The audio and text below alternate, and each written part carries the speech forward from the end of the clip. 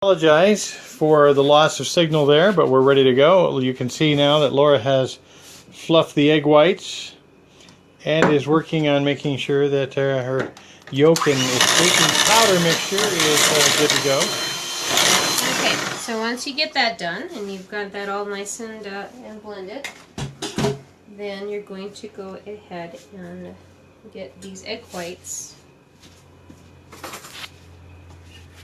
into your yolk. And again, you want, see how fluffy that is? That's what you want.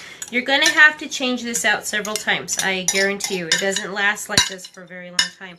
So once you start to see that your egg whites are starting to get just not doing very well, then you need to redo and crack. It does not work if you try and refluff the egg whites. Trust me, I've tried that. It does not work. You just have to start all over again. So you're going to waste some eggs. If you're a person that doesn't like to waste stuff, get over it, because it's going to happen. So you have this nice and fluffy. She's a counselor. Don't try that at home. So I've kind of mixed the egg whites with the yolk and the baking powder. Okay.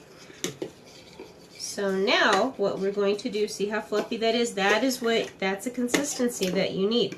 Okay, is that fluffiness. That's what you want. Once you start losing that fluffiness, you need to dump it and start all over again with the eggs. Okay. All right. Now the cheese. This is the cheese. I've cut it into slices. To make traditional New Mexican or Mexican chiles rellenos, you can use asadero cheese. I personally don't care for asadero cheese very much. It's good, but it's very mild. It's kind of like a mozzarella provolone kind of a mixture. And I don't like that because it doesn't have a lot of flavor to it. So I like sharp cheddar in my chiles rellenos when I make it. So it's how you like it. It's the cheese, you know what, whatever you like, that's what you use. Asadero cheese, if you want to make authentic Mexican chiles rellenos, you can find the asadero cheese in any Mexican market, like the Mezquite. I know Smith's here in our area has it because we do have a large Hispanic population here. So you're looking for asadero cheese is kind of weird because you'll find it where the ricotta cheese and the cream cheese is. They kind of separate it. Okay, but like I said, I use sharp cheddar just because that's my personal taste. Okay, so now what you're going to do, and there goes Dan eating some cheese. So I'm going to get one of the chilies and I'm going to stuff it with cheese.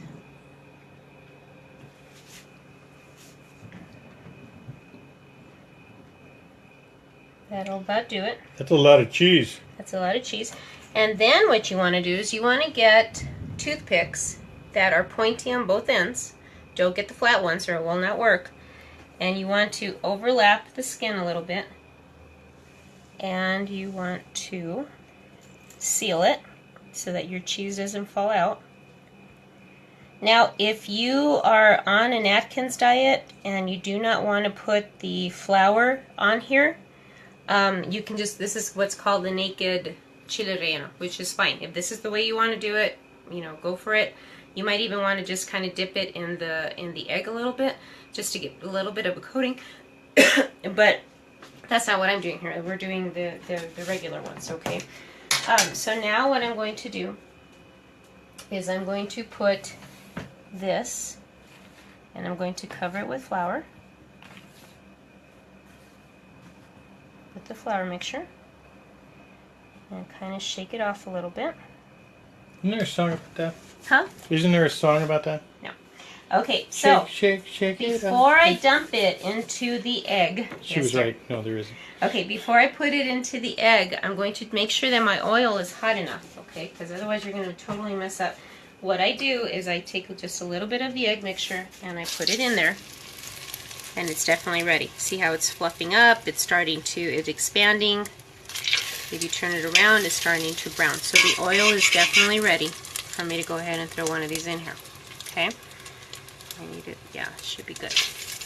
This is the key. This is the hard part. Is you have to be heating up this oil. The best way to check it is just by dumping by putting a little bit of your egg mixture in there and see how that's perfect. It's golden. And it's fluffed up, and that's what you want. Okay, so I'm going to just throw that out. I can't believe you just threw that away. Yes, I did. Okay, so now I'm going to put my chile relleno, and I'm going to cover it all up with egg mixture. And once it's covered, you probably want to do this over here. I'm going to take it, and you're going to carefully dunk it into the oil.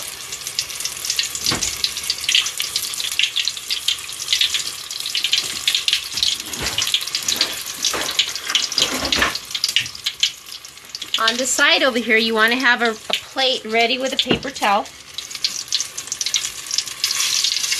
See how nice and fluffy that is? Whoa. And like I said, it's kind of dangerous.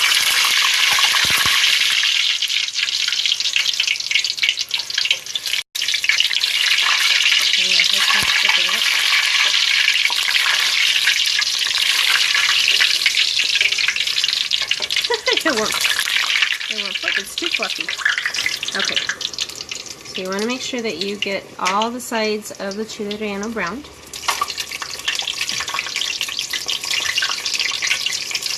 Because of the attention to detail, you just want to do one at a time?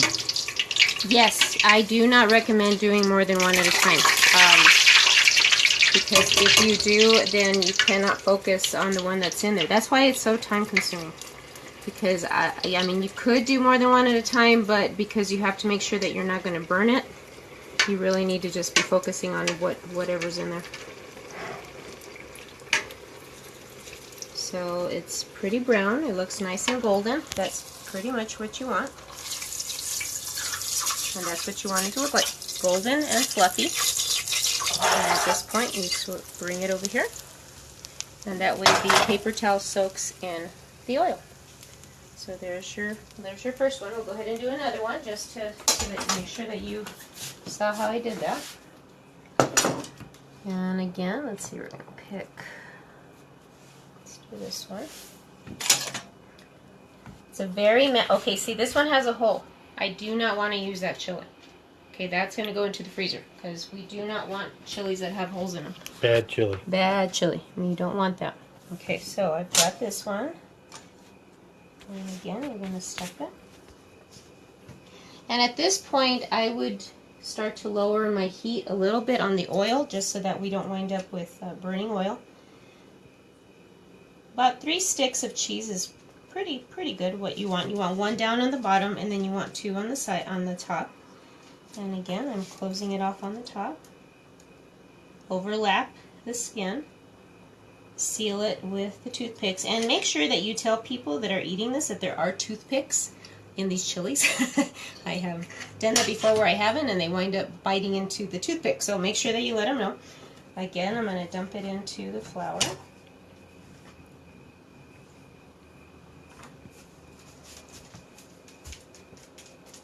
And put it into the egg mixture. Cover it up.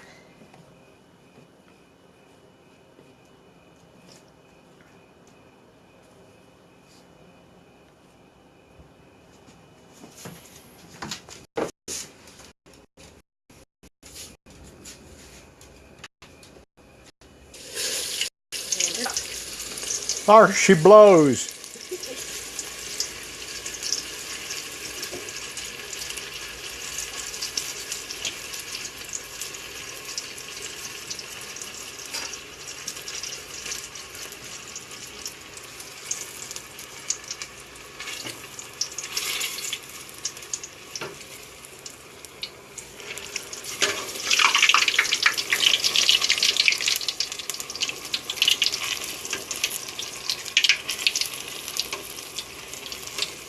And it's browning up. You want to make sure that it browns all the way around.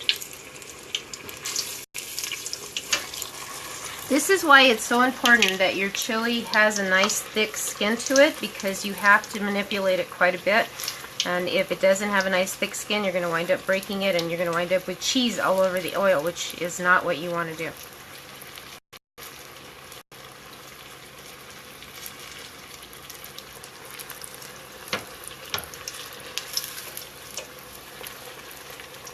Just make sure that all sides are nice and browned evenly.